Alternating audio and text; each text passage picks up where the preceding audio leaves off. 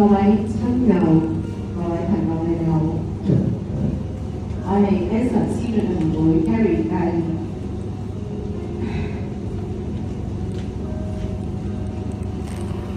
多謝今日大家嚟到，陪我哋一齊送別我最親愛嘅哥哥司總 Anson。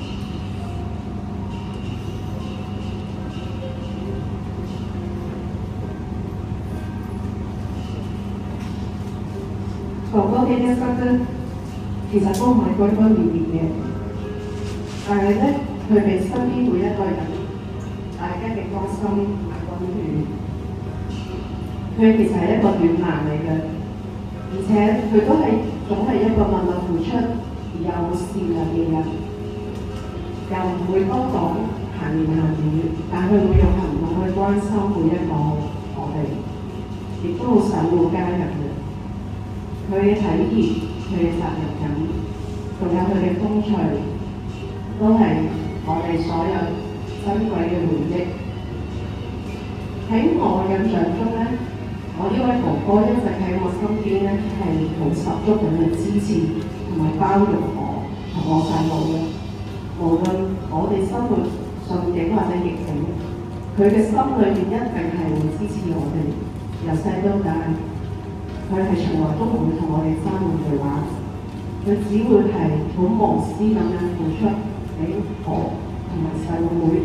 咁所以我哥哥佢係一個性格真係好溫順，而且佢亦都係一個好堅強、包容力好高嘅人。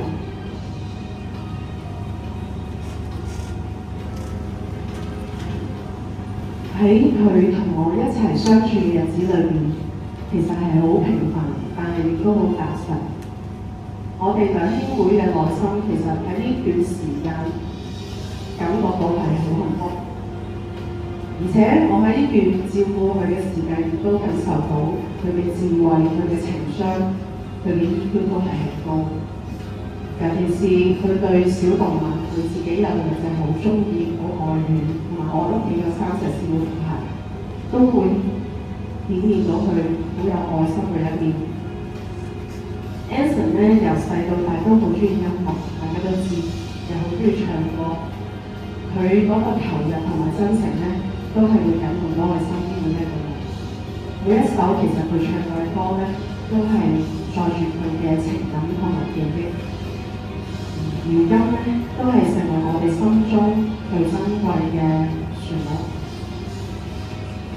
除咗音樂，其實佢都好中意鑽研煮食啊，食嘢要求都好高。對佢嚟講，烹飪唔係淨係興趣，其實係一種表達愛嘅方式。佢用心準備一餐飯，係其實載住佢對朋友同埋屋企人嘅情感同埋佢嘅心思。所以圍住嗰張餐台嘅時光，簡單溫暖。呢一啲點滴一定一直會喺我哋嘅心裏邊。